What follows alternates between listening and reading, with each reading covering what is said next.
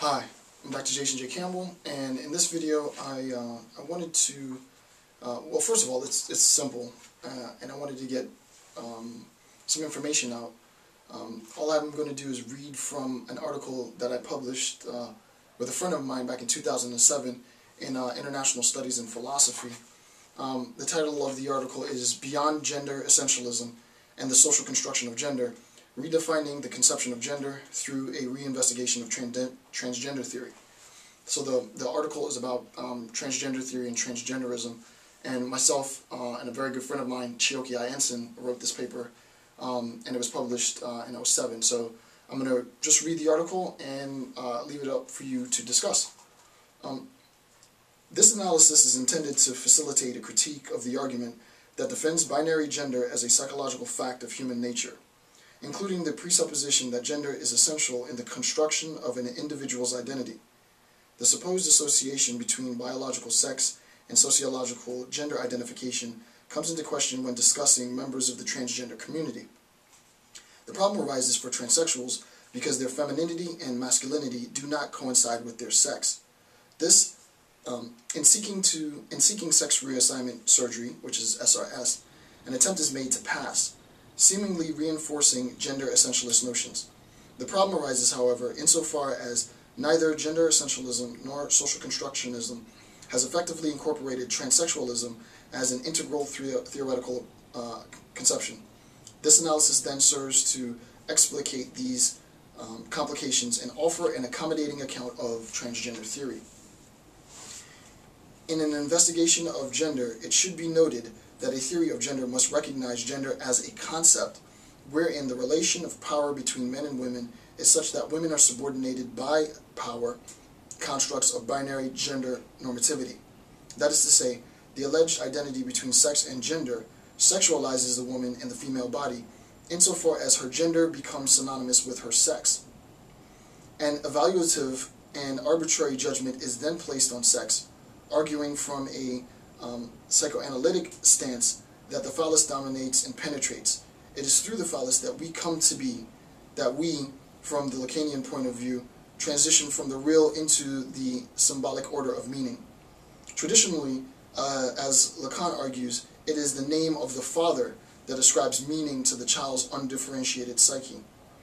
This is an important conception, since it is argued that binary gender normativity has its inception at this early stage. This is perfectly evident in the baptismal practices of the Roman Catholic Church. That is to say, the child, whether male or female, is brought into the house of the Lord by evoking the name of the Father. The name of the Father, in and of itself, is necessary for salvation. Hence, the phrase, I baptize you in, quote, the name of the Father. The name of the Father, then, is the meaning-giving activity, allowing the child to graduate past a lesser stage of mirroring and mimicry into a stage prior to the mimicry into a stage of meaning and understanding. For Lacan, the mirroring stage prior to the child's introduction into the symbolic order and formal use of language is the first recognition of the subject as subject. He writes, quote, "It is sufficient to understand the mirror stage as an identification in the full sense analysis gives to the term, namely the transformation that takes place in the subject when he assumes an image. The I is necessitated by the phallus.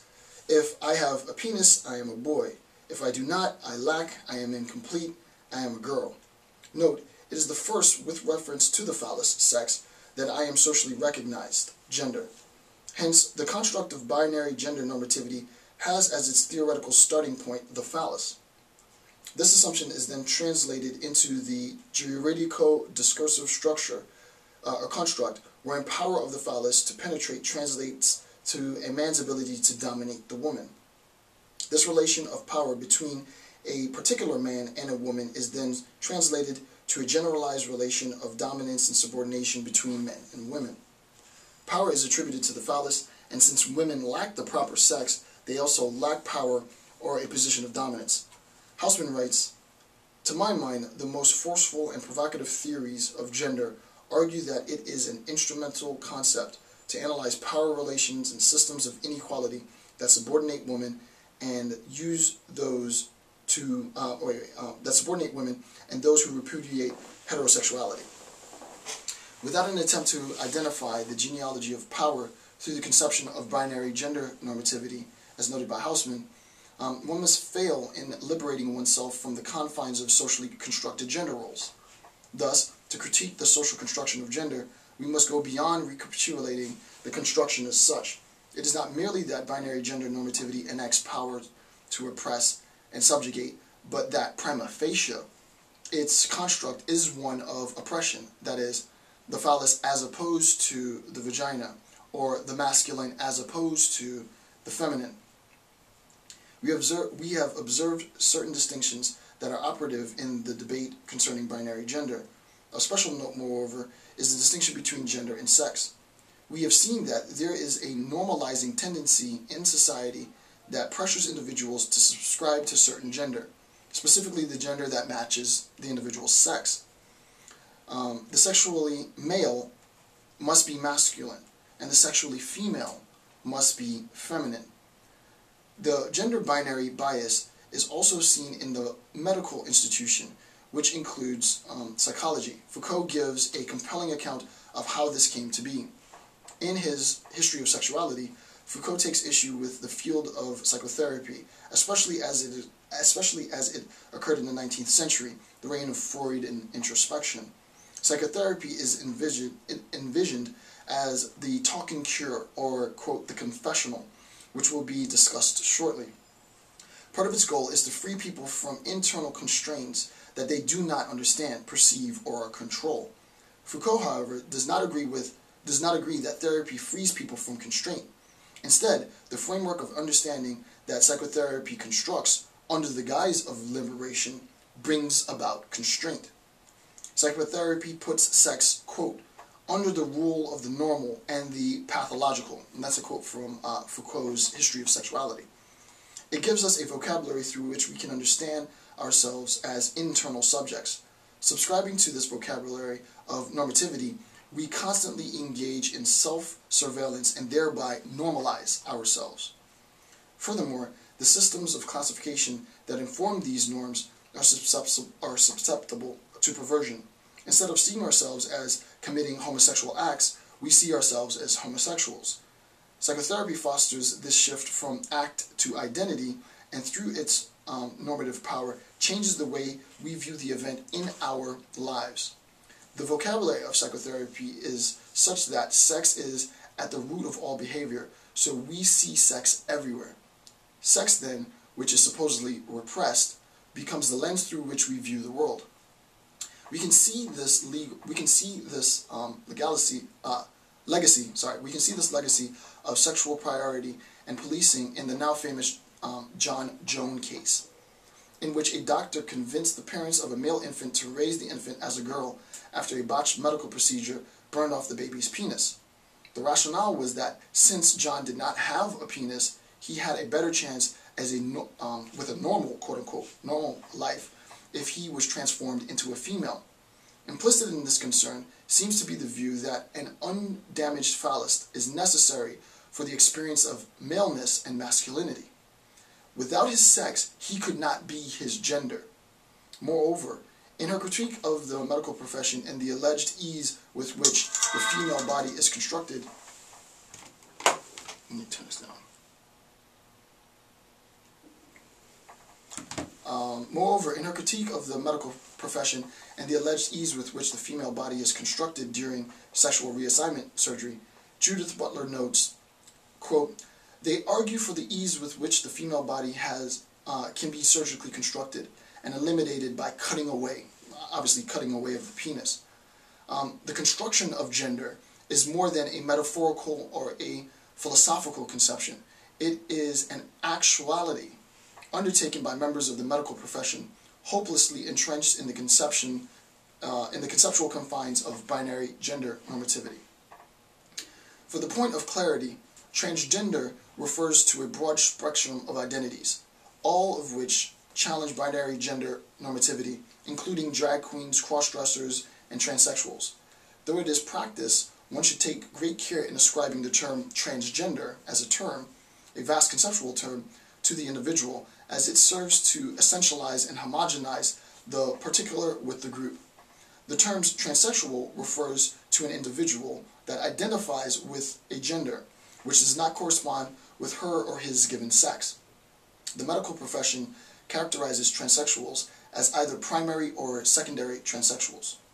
While the distinction between primary and secondary transsexuals are great, the main differences pertain to 1, quote, an absence of fetishism associated with cross-dressing, 2, a lifelong history of gender dysphoria for the primary transsexual, whereas the secondary transsexual exhibits a history of sexual arousal to cross-dressing, and an absence of lifelong gender dysphoria. The American Medical Association Encyclopedia of Medicine defines transvestitism as, quote, a persistent desire by a man to dress in women's clothing. It is done in private while masturbating.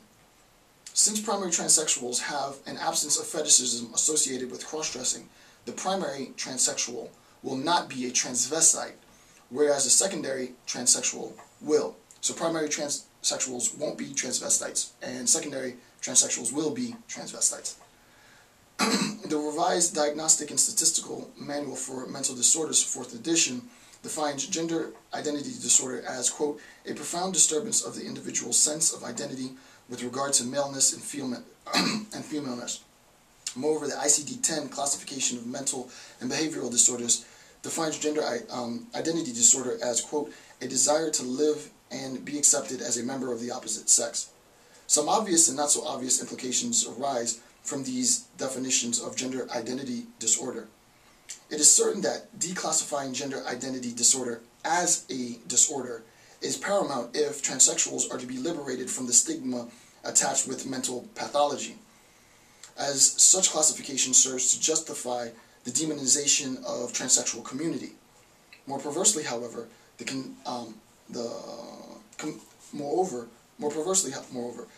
completion of SRS surgery, sexual reassignment surgery, requires that the interested party be diagnosed as afflicted with gender identity disorder if she or he is to become eligible for consideration.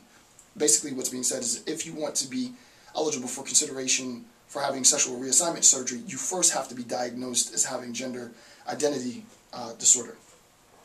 This point is illustrated in the following quote. Quote, those seeking access to hormones and SRS must be diagnosed transsexual. In other words, they must confess their transsexualism in ways that adhere to medical models in order to proceed from one sex to the other. It is interesting to note the use of the term confess in the preceding quote. Foucault writes, one can say certainly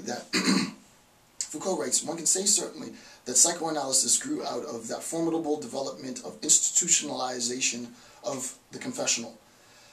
These procedures which have been so characteristic in our civilization. Indeed, secularists no longer attend church and confess their sins to God. They attend a therapy session and confess their anxiety and fears to a medical professional. Now, in a contemporary setting, the medicalization of sex is the definitive source of upholding binary gender normativity. Transsexualism is a disorder because only the medical community possesses the power to perform SRS, sexual reassignment surgery. Hence, it is they who determine the grounds for eligibility.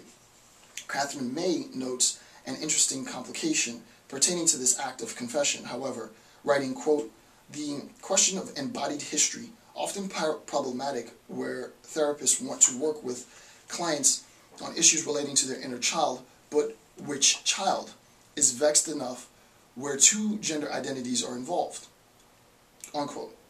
Clearly then, the concept of the confessional cannot be blanketed across all psychotherapy patients, as varying degrees of confession require varying degrees of therapy, especially in the case of transsexual patients. Note that those who seek to have their sex changed must appeal to the binary notion of gender. As Butler reports, quote, it is for the most part the gender essentialist position that must be voiced for transsexual surgery to take place, and that someone who comes in with a sense of gender as changeable will have a more difficult time convincing psychiatrists and doctors to perform the surgery, unquote. It will not do to have one, it will not do that one has a lackadaisical view towards gender. To say that I simply want to be a woman is problematic. Instead, I must say that I am in fact a woman, albeit one trapped in a man's body. I must ascribe to the essentialist view to the point of constructing myself as pathological, if I am to successfully complete my transformation from man to woman. So in order to change my identity from man to woman, I must first identify myself as pathological. Moreover, the mandate with which transsexuals construct themselves as pathological, while contingent on the requirements of the medical community, is also pressured by society's continual reinforcement and mandates which uphold binary gender normativity through the perpetuation of fear and hysteria. The media is largely to blame for this ignorance insofar as it generates the images and the narrative necessary for the construction of hate and bias, which, as we have stated, is partially justified by the classification of gender identity disorder as a mental pathology. A clear example of the media's perpetration of ignorance is illustrated in the movie The Silence of the Lambs. Throughout the movie, it is suggested that Buffalo Bill is not a transsexual, but he thinks he is. In an analysis of the film, Elizabeth Young puts it best. This is a quote from Elizabeth Young. Buffalo Bill is variously presented as a would-be transsexual, a transvestite, and a homosexual queen. The film is utterly unable to distinguish among the specific variances of these roles. When the camera pulls back to allow us to see Buffalo Bill more fully, it reveals that he has placed his penis back between his legs to simulate the appearance of a vagina. The moment stands as one of profound dependency upon the physical insignia of genitalia to confer gender identity, unquote. The shock of an image like this has a lasting effect on the minds of heterosexual population. The pressure derived from a confusion of sex with gender, as evident in the movie, propagates misinformed conceptions of transgender community. Even more dangerous, however, with respect to the movie, is the latent association of transsexualism with psychopathy, which further desensitizes those in the social norm, quote-unquote, to the struggles that transsexuals face in their daily lives. The focus of this investigation is to critique the methodologies that reinforce binary gender normativity. In so doing, it may be helpful to offer a phenomenological or existential examination of gender and sex. It is not our goal to criticize binary gender normativity from the standpoint of a single unified theory. Rather, we wish to use various concepts to highlight the conceptual weakness of these norms. We begin with the insight offered by Foucault. According to Foucault, the transition from act to identity concerning sexual acts was decisive in the formation of the self-policing aspect of culture. One does not regulate or investigate actions in the same way that one regulates or investigates states. Foucault's insight concerning acts and identity can be explained in terms of Jean-Paul Sartre's distinction between the for itself and the in itself. The for itself is understood most simply as a conscious human subject, the consciousness that characterizes the for itself. One essential constituent of this consciousness is freedom. This freedom is understood as the freedom to choose, as opposed to the freedom to obtain. This choice concerns meaning. As an instantiation of being for itself, I can choose the meaning of my life and projects therein, including any action that I take. The for itself is distinct from the in itself, which is simply understood as a non-conscious object. Of course, it is possible that the human subject can look upon another human subject as an object, despite the fact that the human's consciousness and freedom. Simone de Beauvoir has commented on this phenomenon, and it pertains to male oppressive practices. We can see the objectification of the other at the heart of the relationship of power between individuals and communities. The slave master does not see the slave as human. Rather, the slave is an object to be dominated like other chattel.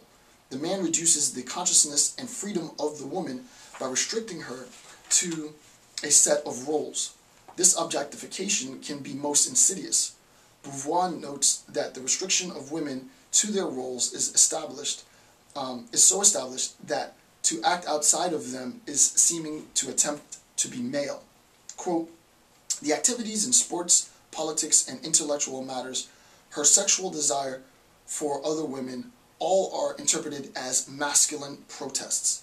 The common refusal to take account of the values toward which she aims or transcends herself evidently leads to the conclusion that she, as a subject, is making an inauthentic choice." Unquote.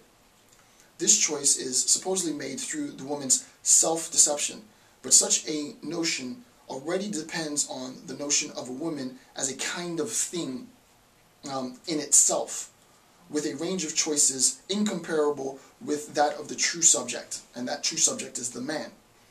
After considering, we can see the significance of a change in the ontological status of sex acts. It is no longer the case that a man engages in sodomy, an act that does not have to be repeated and for which he can be quote-unquote forgiven. Instead, he is now a sodomite. The sex act becomes a part of the identity, and he must now see himself as being a sodomite. Furthermore, he must be counseled and treated, quote-unquote counseled and treated, if he wants to change this aspect of his life.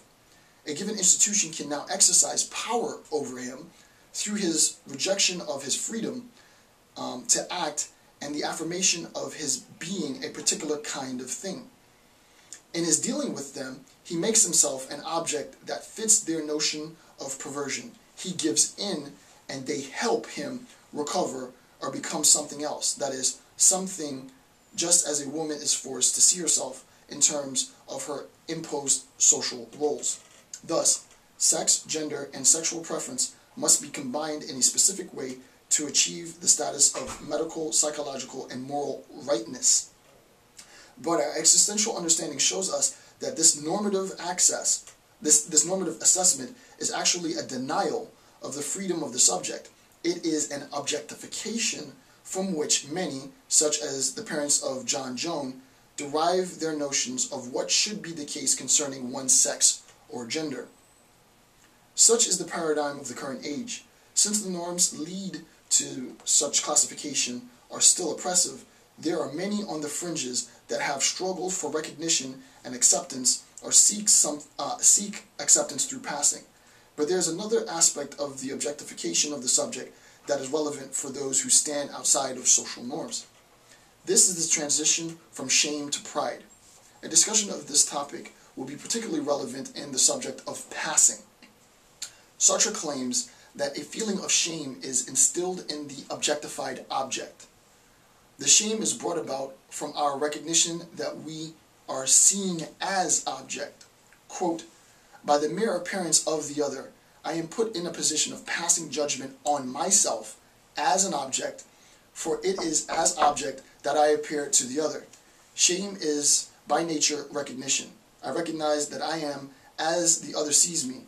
I am unable to bring about my relation between what I am in the intimacy of the for itself, without distance, without recoil, without perspective, and this unjustifiably being in itself, which I am for the other. Nobody can be vulgar alone.